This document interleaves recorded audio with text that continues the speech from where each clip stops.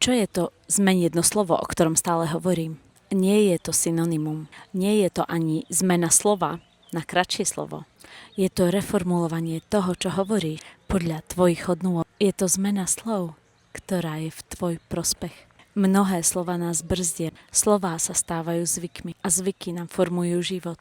Preto je dôležité zamyslieť sa, ktoré slovo sedí do konkrétnej situácie viac. Ktoré slovo nám prinesie viac úžitku. Sama som vyrastala ako bilingválne dieťa, teraz som multilingválna. Moje deti majú každý deň na zozname 5 jazykov, ktoré počúvajú.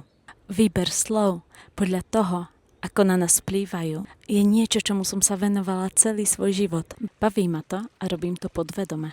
Knihy o sebarozvoji čítam od svojich 11 rokov. Tiež vyformovali to, ako sa vyjadrujem a ako myslím. A chceš? Tak sa pridaj. A budeme spolu kráčať touto cestou. Meniť svoje životy. Zmenou svojich slov. A ešte oveľa viac.